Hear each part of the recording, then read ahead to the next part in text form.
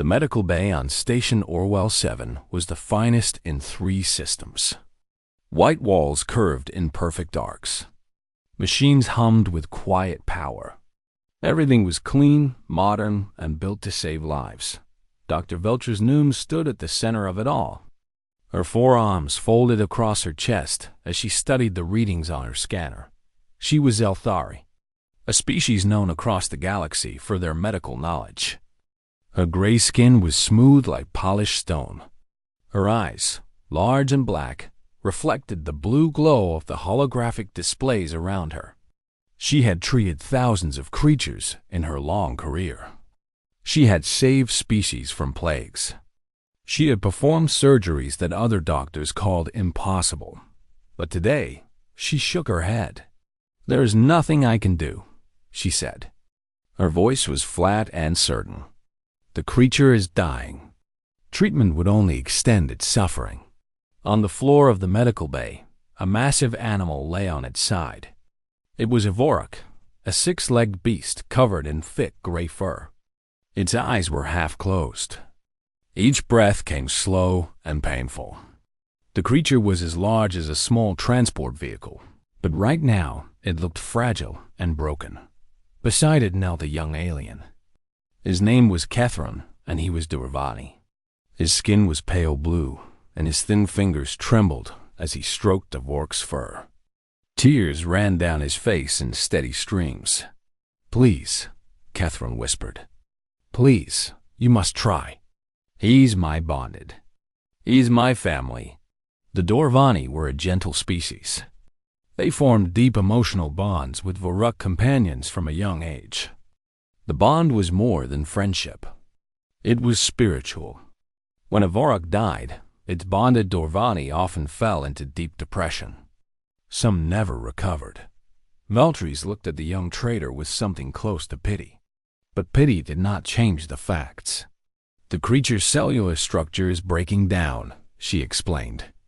"Its neural pathways are failing. My scanners show multiple organ systems in distress. We have tried sedation, but it rejects all our standard medications. Its body is fighting everything we do." She turned off her scanner and stepped back. "I'm sorry," she said, "but I will not perform procedures that have no chance of success. It would be cruel to the animal and unfair to give you false hope." Catherine's sobs echoed through the medical bay. His Voruk, sensing his pain, let out a low, mournful sound. The two were connected in ways that machines could not measure. They felt each other's suffering dot in the corner of the room. Commander Lyra Holden watched in silence. She was human, a woman in her 40s with short brown hair and tired eyes. She served as the station's liaison officer, handling disputes and helping visitors navigate the complex politics of interspecies trade.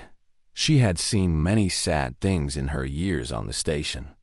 But something about this scene bothered her deeply. Veltris was already walking toward her office. Her decision was made. In her mind, the case was closed. "Doctor," Lyra called out. Veltris paused but did not turn around. "Yes, Commander? Are you certain there is nothing else that can be done? No other approach?" "My scanners are the most advanced in this sector," Veltris replied. "They do not lie. The creature's condition is terminal. Attempting treatment would be a waste of resources and would cause unnecessary pain." She continued walking and disappeared through a sliding door.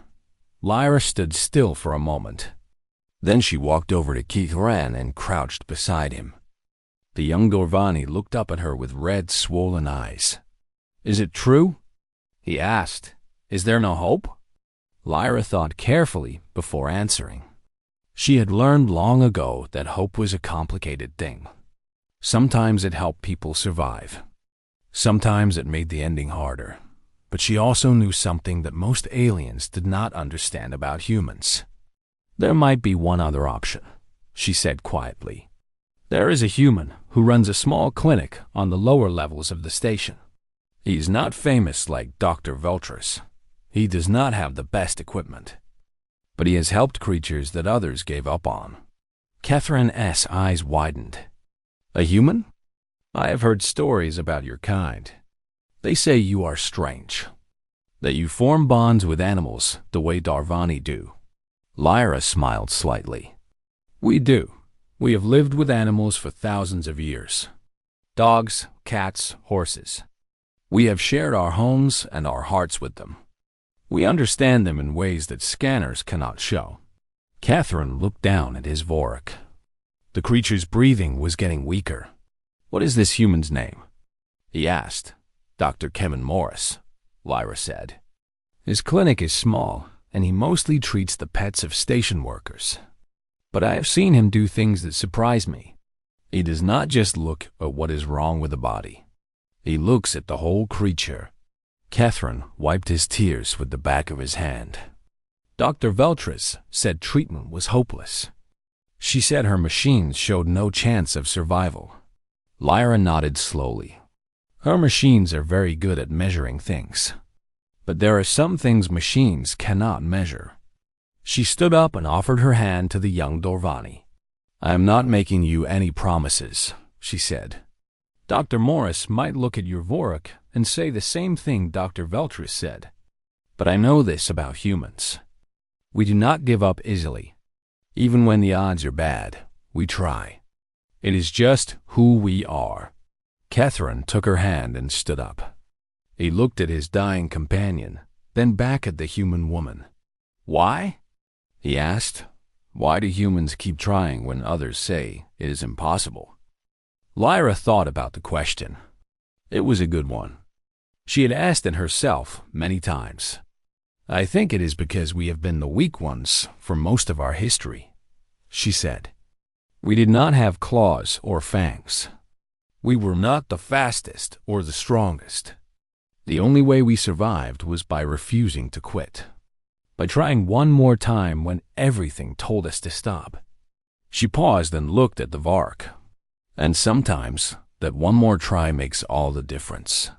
Catherine nodded slowly. He bent down and whispered something to his Vorik in his native language. The creature's eyes flickered open for just a moment. "Take me to this human doctor," Catherine said. "I will try anything. I cannot lose him. He is all I have." Lyra helped him prepare the Vark for transport. As they moved through the station's corridors, she sent a quick message to Kevin's clinic. She did not know if the human vet could help. But she knew one thing for certain. He would try. And in a galaxy full of beings who calculated odds and measured risks, sometimes that was the rarest gift of all. The lower levels of Station Orwell 7 were nothing like the gleaming corridors above. The walls were older here, marked with years of use. The lights flickered sometimes. The air smelled of engine grease and cooking food from the small restaurants that served the station's workers. Kevin Morris liked it down here. It felt real. It felt lived in. His clinic was tucked between a repair shop and a noodle stand. The sign above the door was simple. It just said Morris Veterinary Clinic in faded letters. The waiting room was small, with plastic chairs and posters on the walls showing different alien species and their common health problems. Kevin was in the back room when his assistant, Myra Collins, called out to him. "Kevin, we have an emergency coming in. Commander Holden just sent a message. A Dorvani is bringing his Vorik." The big clinic upstairs turned them away. Kevin put down the supply list he had been checking and walked to the front. He was a man in his late 30s, with tired eyes and gentle hands. His hair was starting to gray at the sides. He wore simple clothes covered by a worn medical coat that had seen better days. "A Vorik?" he said. "That is a big animal. How are we going to fit it in here?" Mira shrugged. "We will have to clear out the main examination room. I already started moving things." Kevin nodded and began helping her. They pushed tables against the walls and laid out the largest padded mat they had. It was not much, but it would have to do. A few minutes later, the clinic door opened. Commander Holden entered first, followed by a young blue-skinned alien who looked like he had not slept in days. Behind them, floating on a medical transport platform, was the Vorok. Kevin had seen pictures of Vorok before, but seeing one in person was different. The creature was massive, easily filling most of the room. Its 6 legs hung limply over the edges of the platform. Its gray fur was matted and dull. Its breathing was shallow and uneven, but what struck Kevin most were its eyes. They were large and golden, and they held a deep, desperate fear. "Dr. Morris," Commander Holden said, "this is Catherine. His companion has been sick for several weeks." Dr. Veltris examined him and said there was nothing she could do. Kevin did not respond right away. He was watching the Vorok. He moved slowly toward the creature, keeping his movements calm and steady. "What did Dr. Veltris say was wrong?" he asked, still not looking away from the animal. Catherine spoke, his voice shaking. "She said his organs are failing. She said his body is rejecting all treatment. She said he is dying, and nothing can save him." Kevin nodded but said nothing. He crouched down near the Vork's head, about an arm's length away. He did not touch the creature. He did not pull out any scanners or instruments. He just watched. Myra stood nearby, ready to assist. She had worked with Kevin for 3 years. She knew his methods were different from other doctors. She had seen him do things that made no sense at first, but somehow worked. For a long time, no one spoke. Kevin just sat there, breathing slowly, watching the Vorok breathe. The creature's eyes moved toward him, and Kevin could see the panic in them. The animal was terrified. "How long has he been like this?" Kevin asked quietly. "Almost 3 weeks," Catherine said. "It started after we traveled through the Sarin cluster. We made many stops, many different stations. He was examined by doctors on 4 different worlds." Kevin's eyebrows rose slightly. 4 different worlds? How many doctors touched him? How many scanners? Catherine thought about it. Maybe 12 doctors. Many scanners. They all said different things. They tried different medicines. Nothing worked. Kevin let out a slow breath. He looked at the Vork's eyes again. The fear there was almost overwhelming. It was not just fear of death. It was fear of everything. Fear of the room, the lights, the strangers, the strange smells. "Catherine," Kevin said gently, "I need you to step outside for a few minutes." The young Dorvani looked shocked. "What? No, I cannot leave him. He needs me." "I understand," Kevin said. "But right now, he's feeling everything you feel. You are scared. You are panicking. And he is absorbing all of that fear. It is making everything worse." Catherine opened his mouth to argue, but something in Kevin's calm voice stopped him. He looked at his Vorok, then back at the human doctor.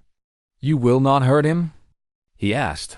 "I will not even touch him," Kevin promised. "I just need a few minutes alone with him, please." Commander Holden gently took Catherine's arm and led him toward the door. "Come on, let the doctor work. We will be right outside." When the door closed, the room became very quiet. Kevin stayed where he was, crouched near the Vork's head. He did not move closer. He did not speak. He just sat there, breathing slowly and steadily. The Vorok watched him with those golden eyes. Minutes passed. Kevin's breathing was calm and deep. His body was relaxed. He was not a threat. He was not trying to do anything. He was just present. Slowly, so slowly that Mira almost missed it, the Vork's trembling began to ease. Its breathing became a little less ragged. Its eyes lost some of their wild panic. Kevin noticed it too. He smiled very slightly. "There you go," he whispered. "That is better. Nobody is going to hurt you here. Nobody is going to stick anything in you or scan you or poke you. You are safe." The Vorok let out a long, shuddering breath. It was the first time in weeks that the creature had relaxed even a little. Kevin stayed perfectly still for another few minutes. Then he stood up slowly and walked over to Myra. "What do you think?" she asked quietly. Kevin looked back at the Vorak. His expression was thoughtful. "This animal is not dying from disease," he said. "It is dying from fear. It has been poked, scanned, and medicated by strangers on world after world. It is empathic. It feels everything its owner feels. And its owner has been terrified for weeks." Myra frowned. "So all the scans, all the treatments, they made things worse. They treated the symptoms, not the cause," Kevin said. "Every doctor looked at what was wrong with its body, but nobody asked what was wrong with its heart." He looked toward the door where Kethran waited. "That animal does not need more medicine," Kevin said. "It needs to feel safe. It needs to trust. And that is something no scanner can give it." Myra looked at the Vorak, then back at Kevin. "Can you help it?" Kevin was quiet for a moment. Then he nodded slowly. "I think so. But it is going to take time. And it is going to take patience. We have to earn its trust before we can heal its body." He walked toward the door to bring Kethran back in. But before he opened it, he paused and looked at Myra. "Clear my schedule for the next few days," he said. "This is going to take a while." The next 2 days were unlike anything the station had ever seen from a medical clinic. Kevin Morris did not run tests. He did not inject medicines. He did not use any of the advanced equipment that filled the clinics on the upper levels. Instead, he did things that confused everyone who watched. He dimmed the lights in the examination room until they were soft and warm. He found recordings of sounds from the Vorak's home world, low rumbles and gentle winds and distant animal calls, and played them quietly through a small speaker. He covered the windows so no one could look in and disturb the creature. And then he sat with it. For hours, sometimes he read books out loud. His voice was calm and steady, never rising, never falling too much. It did not matter that the Vorak could not understand the words. What mattered was the tone. The safety end. Kethran was allowed to visit, but only under strict rules. He had to stay calm. He had to breathe slowly. If he started to panic, he had to leave. Kevin explained that the Vorak could feel everything Kethran felt. If Kethran was afraid, the Vorak would be afraid. If Kethran was calm, the Vorak could begin to heal Dodd. It was hard for the young Dovani. His instinct was to cry, to beg, to pour his emotions over his beloved companion. But slowly, with Kevin's guidance, he learned to control his feelings. He learned to sit quietly and project peace instead of fear. By the second day, the Vorak was eating again. Not much, just small amounts of food that Kevin hand-fed to it. He did not use tubes or machines. He just held the food near the creature's mouth and waited. Sometimes it took an hour for the Vorak to accept a single bite. Kevin never rushed it. Word of what was happening spread through the station. The human vet was using strange methods. He was playing music for a dying animal. He was talking to it like it was a person. Some thought he was wasting time. Others were curious. On the morning of the third day, Dr. Velcher's noon arrived at the clinic. She stood in the doorway of the small waiting room, looking around with obvious distaste. Her 4 arms were folded tightly. Her black eyes scanned the worn furniture and faded posters. "This is your clinic?" she asked. Kevin looked up from his desk where he had been writing notes. "It is. Can I help you, doctor?" Veltries walked further inside, her movements stiff and formal. "I heard that you were attempting to treat the Vorak I examined 3 days ago. The one I declared terminal." "I am. May I ask why?" "My scans clearly showed that the creature's organ systems were failing. Treatment is pointless." Kevin stood up and gestured toward the back room. "Would you like to see him?" Veltries hesitated. Then she nodded and followed him. The examination room was dark and quiet. The sounds of the Vork's home world played softly.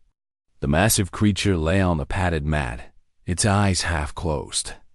Its breathing was slow but steady. Is stopped in the doorway. Her eyes widened slightly. "It is still alive," she said, surprised. "He is," Kevin replied. "And he is getting better." "That is not possible." "My readings showed irreversible cellular damage. Multiple organ failure. The creature should have died within days of my examination." Kevin walked slowly into the room and crouched near the Vork. The creature opened its eyes and looked at him. There was no fear there now, just recognition. "Your readings were accurate," Kevin said. "The organs were failing. The cells were breaking down. But you were treating symptoms, not the cause." Veltris' expression hardened. "Symptoms? Doctor, organ failure is not a symptom. It is a condition. Sometimes a condition is caused by something deeper," Kevin said calmly. "This Vork is an empathic species. It feels emotions as strongly as physical sensations. For weeks, it was dragged from planet to planet, poked and scanned by strangers, surrounded by fear and panic. Its owner was terrified, and the Vork felt all of that terror. He looked back at the creature with gentle eyes. Its body did not fail because of disease. Its body failed because its mind could not take any more. It was shutting down from emotional overload, from stress, from fear." Veltris was silent for a long moment. Her expression was hard to read. "That is not medicine," she finally said. "That is sentiment, emotion. You cannot heal a failing body by dimming lights and playing sounds." "I am not healing its body with those things," Kevin replied. "I am healing its mind. And when the mind heals, the body follows." Veltris shook her head. "This is why humans are not taken seriously in the medical community. You rely on feeling instead of fact, on instinct instead of data." Kevin stood up and faced her. His voice remained calm, but there was a firmness in it now. "Doctor, I respect your knowledge and your technology. I truly do. You have tools that I could never afford. You have training that I will never match. But there are things your scanners cannot see. Fear, loneliness, the need to feel safe." He gestured toward the Vork. "That animal was dying because no one stopped to ask how it felt. Everyone looked at the readings and saw failure. No one looked into its eyes and saw terror." Veltri stared at him. Her forearms unfolded slowly. "And you believe that sitting with it, talking to it, playing sounds, that these things will save it?" "I believe they already have," Kevin said. "He started eating yesterday. His breathing has stabilized. His eyes are clear. He is not cured yet. There is real physical damage that needs treatment. But now that he is calm, now that he trusts me, I can actually help him." Veltris looked at the Vork again. The creature's eyes were closed now, and it was breathing peacefully. It looked nothing like the panicked, dying animal she had examined days ago. "This is not how medicine works," she said. But her voice had lost some of its certainty. "Maybe it should be," Kevin replied gently. "Maybe medicine should remember that patients are not just bodies. They are minds and hearts too. They feel, they fear. They need more than chemicals and machines." Veltris was quiet for a long time. She watched the Vork sleep. "You are a strange species," she finally said. Kevin smiled slightly. "We have been told that before." Veltris turned and walked toward the door. She paused before leaving. "I will be watching this case, Dr. Morris. If the creature survives, I may have questions for you." "You are welcome here any time," Kevin said. After she left, Myra stepped into the room. She had been listening from the hallway. "Do you think she believed you?" she asked. Kevin looked down at the sleeping Vork. Its fur was already looking healthier, less matted and dull. "I do not know," he said. "But I think she is starting to wonder. And sometimes, wondering is the first step toward understanding. He sat down beside the Vorak and placed his hand gently on its side. The creature's breathing remained calm and steady. "Now comes the hard part," he said quietly. "We have earned his trust. But there is real damage inside him that needs to be fixed. And for that, he's going to need surgery." Myra's face grew worried. "Will he let you do it?" Kevin looked at the Vorak's peaceful face. "I guess we will find out." The morning of the fourth day brought good news and bad news. The good news was that the Vorak was clearly improving. Its appetite had returned. Its eyes were bright and alert. It even lifted its head when Kevin entered the room, watching him with something that looked almost like affection. The bad news came from Kevin's examination. Now that the creature was calm enough to let him work, he could finally check for physical problems. What he found worried him. "There is fluid building up near his lungs," Kevin told Myra. "It is putting pressure on his chest. That is why his breathing has been labored. If we do not drain it, it will get worse." Myra looked at the readings on the small portable scanner Kevin had used. "Can you give him something? Medicine to help his body absorb it?" Kevin shook his head. "The buildup is too large. It needs to be drained manually. A minor surgery. Normally, it would be simple. But there is a problem." "What problem?" "Sedation," Kevin said. "Every time someone has tried to sedate this Vorak, it panicked. Its empathic senses go wild when it feels itself losing consciousness. That is part of why it got so sick in the first place. The stress of fighting sedation made everything worse." Myra understood immediately. "So, you cannot put him to sleep for the surgery?" "No, I have to do it while he is awake." Myra stared at him.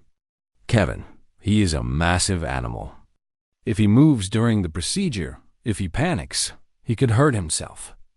"He could hurt you." "I know," Kevin said quietly. "But it is the only way. If I sedate him, all the trust we have built will be destroyed. He will think I betrayed him. And we will be right back where we started." He looked through the window at the Vorak. The creature was watching them, its golden eyes curious and calm. "I have to try," Kevin said. "I have to trust him the same way he is learning to trust me." The surgery was scheduled for that afternoon. Kevin prepared everything carefully. He would use local anesthesia to numb the area where he needed to work. The Vorak would feel pressure, but not pain. At least, that was the theory. Catherine asked to be present. Kevin agreed, but only if the young Dervani could stay calm. Any panic from Catherine would transfer directly to the Vorak and ruin everything. "I will be strong," Catherine promised. "For him. I will be strong." Commander Lyra Holden came too. She stood in the corner of the room, watching silently. She had followed this case from the beginning, and she wanted to see how it ended.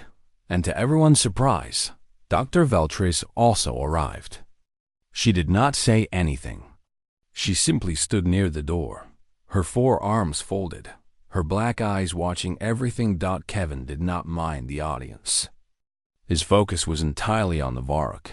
He approached the creature slowly, carrying his instruments in a small bag. He knelt beside it and placed his hand on its neck. The Vorak turned its head to look at him. "Hey there," Kevin said softly. "We have spent a lot of time together these past few days, have we not? You have been very brave, very patient, and I know you are tired of being sick." The Vorak blinked slowly. Its breathing remained steady. "I need to help you now," Kevin continued. "I need to fix something inside you. It is not going to hurt, but it might feel strange. I need you to trust me. Can you do that?" The creature let out a low, rumbling sound. It was not a sound of fear. It was something else. Something that sounded almost like acknowledgement. Kevin smiled. "Good boy." He prepared the local anesthesia and carefully injected it near the area where he needed to work. The Vorak flinched slightly at the needle, but did not panic. Kevin waited for the anesthesia to take effect, continuing to speak in a low, soothing voice. "You are doing so well. Just a few more minutes. I am right here. I am not going anywhere." When the area was numb, Kevin took a deep breath. This was the difficult part. He had to make a small incision and insert a tube to drain the fluid. Any sudden movement from the Vark could cause serious problems. He looked into the creature's eyes. "Easy, buddy," he whispered.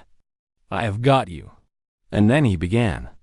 The room was completely silent except for Kevin's calm voice and the soft beeping of the monitor tracking the Vork's vital signs. Everyone watched without moving. Even Veltris seemed to be holding her breath. Kevin worked slowly and carefully. His hands were steady. His movements were precise. Every few seconds, he spoke to the Vark, reminding it that he was there, that everything was okay. "You are doing great. Almost there. Just a little more. Easy, buddy." The Vork's eyes stayed fixed on Kevin's face. Its body remained still.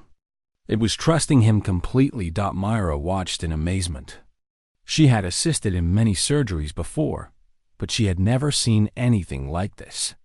A fully conscious animal, one that could easily injure or kill a human with a single movement, lying perfectly still because it trusted the person working on it. Minutes passed. They felt like hours. Finally, Kevin connected the drainage tube and began to extract the fluid. It came out slowly, filling the collection container with a yellowish liquid. The Vork's breathing immediately began to ease. The pressure on its lungs was lessening. "There we go," Kevin said, relief clear in his voice. "That is the stuff causing all the trouble. We are getting it out. You are going to feel so much better." The procedure took 40 minutes. 40 minutes of perfect stillness, perfect trust.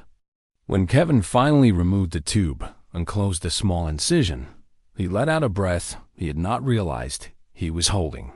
"Done," he said. "It is done." The Vork let out a long, deep exhale, and then it did something that made everyone in the room gasp. It lifted its massive head and pressed it against Kevin's chest. Kevin froze for a moment. Then he smiled and wrapped his arms around the creature's neck, hugging it gently. "You did so good," he whispered. "You did so good, buddy. I am so proud of you." In the corner, Catherine fell to his knees. Tears streamed down his blue face, but this time they were tears of joy, not despair. He could feel his companion's emotions through their bond. For the first time in weeks, the Vork was at peace. Commander Holden wiped her own eyes and turned away, not wanting anyone to see her cry. Even Veltris looked shaken. Her expression was no longer skeptical or dismissive. There was something else there now. Something that might have been wonder. Kevin stayed with the Vark for a long time, just holding it, letting it feel his warmth and his care. The creature's eyes slowly closed as it drifted into a natural, peaceful sleep. "He is resting," Kevin said finally, gently laying the Vork's head back on the mat. Real rest. Not the unconscious state he was in before. His body is healing now. He stood up and looked at the people gathered in the room. "He's going to be okay," he said simply. Catherine rushed forward and grabbed Kevin's hands. "Thank you," he said, his voice breaking. "Thank you. I do not know how to repay you. I do not have words for what you have done." Kevin shook his head. "You do not owe me anything. Just take care of him. He loves you very much." I could feel it. Even when he was scared and sick, his love for you never faded. Catherine nodded, unable to speak. He knelt beside his Vork and stroked its fur with trembling hands. Veltris stepped forward. Her movements were uncertain, as if she was not quite sure what to say. "Dr. Morris," she began. Then she stopped. Started again. "I have never seen anything like that. In all my years of medicine, I have never seen a creature trust like that. I have never seen a doctor work like that. Kevin looked at her calmly. Every creature wants to be understood, Doctor. They want to know they are safe. Sometimes that matters more than any medicine. Valtteri nodded slowly. Perhaps, she said quietly, I have much to learn. She turned and walked out of the clinic without another word. Myra came to stand beside Kevin. They watched as Catherine sat with his sleeping companion, whispering words of love and gratitude. That was incredible, Myra said. Kevin smiled tiredly. It was not me. It was him. He chose to trust. That is the bravest thing any creature can do. 1 week later, the Vorak walked out of Kevin's clinic on its own 6 legs. It was a sight that stopped everyone in the corridor. The massive creature moved slowly but steadily, its gray fur now clean and shining. Its golden eyes were bright and curious as it looked around at the station that had once been so frightening. Beside it walked Kethron, one thin blue hand resting on his companion's back. The young Dorvani's face had changed in the past week. The fear and despair were gone, replaced by a quiet joy that seemed to glow from within. Kevin and Mira followed behind, watching their patient take its first real steps toward freedom. How does he feel? Kevin asked. Catherine smiled. Happy, grateful. He wants to go home.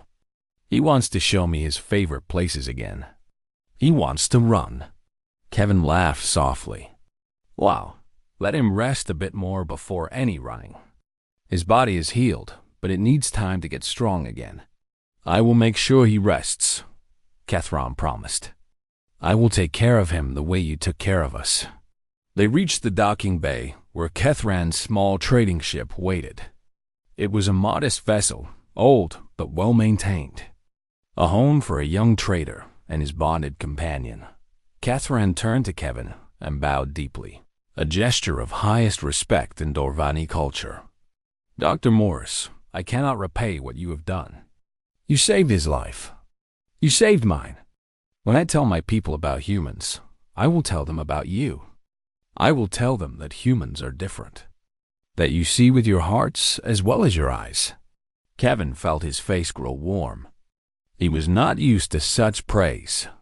Just doing my job, he said simply. Catherine shook his head. No, what you did was more than a job. It was a gift, and I will never forget it. He reached into his bag and pulled out a small object. It was a pendant made of polished blue stone, carved in an intricate pattern. This is a bonding stone, Catherine explained. My people give them to those who have earned a place in our hearts. It is not valuable in money, but it is valuable in meaning. Please accept it. Kevin took the pendant carefully. It was warm to the touch and seemed to pulse slightly with inner light. Thank you, he said, his voice thick with emotion. I will treasure it. Catherine turned to help his Vorak into the ship. The creature paused at the ramp and looked back at Kevin. Their eyes met, and in that moment, something passed between them. A connection. An understanding. Then the Vorak let out a low, gentle rumble. The same sound Kevin had learned was its way of expressing affection. It turned and walked into the ship. Catherine waved one last time, and then the ship's doors closed. Minutes later, the vessel lifted off and disappeared into the stars. Kevin stood in the docking bay for a long time, watching the empty space where the ship had been. You okay? Mira asked. Kevin nodded slowly. Yeah, it is just hard sometimes, watching them leave. That is because you care, Myra said. That is why you are good at what you do. They walked back to the clinic together. Along the way, several station workers nodded at Kevin or called out greetings. Word of what he had done had spread throughout Allwell 7. The human vet who saved the creature that the Zelthari specialist had given up on. When they reached the clinic, someone was waiting for them. Dr. Veltra's Noon stood by the entrance, her posture less stiff than usual. Her forearms hung loosely at her sides, and her expression was thoughtful. Dr. Morris, she said, May I speak with you?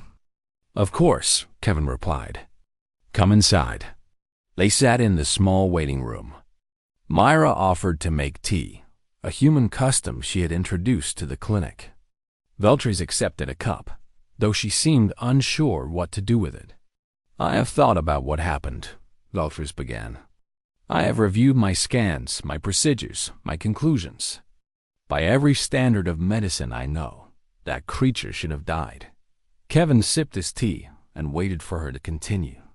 But it did not die, Veltris said. It lived. And it lived because of something I could not measure. Something my scanners could not see. She set down her teacup and looked at Kevin directly. I have spent my career believing that medicine is pure science. That if you have the right data and the right tools, you can solve any problem. But watching you work showed me that I was missing something important. What is that? Kevin asked. Connection, Veltris said. The patient is not just a body to be repaired. It is a being with feelings, fears, needs that go beyond biology.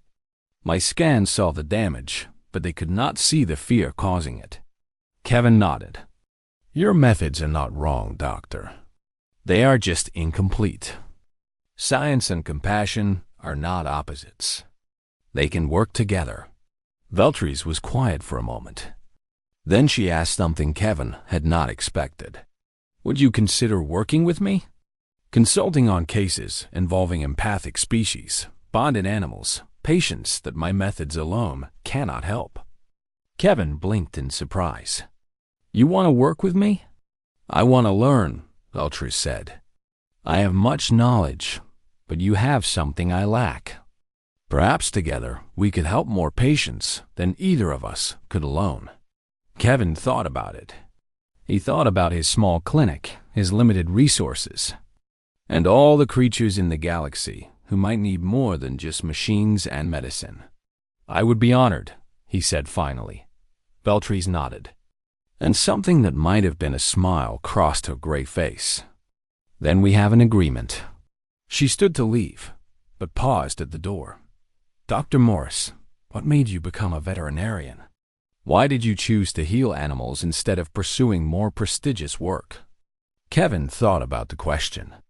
He had been asked it many times before.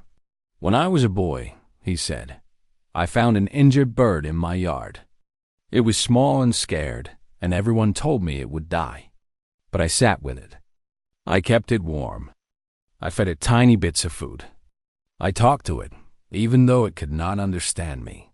He smiled at the memory. That bird lived. It flew away eventually. But in those days when I was caring for it, I realized something. Every creature wants to live. Every creature fights to survive. And sometimes all they need is someone who believes they can. Veltris listened in silence. That is why I do this, Kevin said. Because every life matters. And sometimes the ones that everyone has given up on just need someone who will not quit. Veltris nodded slowly. Humans are indeed a remarkable species, she said. And then she was gone. That evening, Kevin was closing up the clinic when the door chimed. He looked up to see a nervous alien standing in the entrance. It was a species he did not recognize, small and covered in soft purple feathers. In its arms, it cradled a tiny creature that was whimpering softly. Please, the alien said. I heard about the human doctor. I heard you help when others cannot. My little one is sick. The doctors at the main clinic said there is nothing they can do. Kevin looked at the frightened alien and its suffering companion. He thought about how tired he was. He thought about all the work waiting for him tomorrow. Then he smiled and opened the door wide. Come on in, he said gently. Let us see what we can do. Because that was what humans did. They tried. They cared. They refused to give up. And sometimes that made all the difference in the galaxy.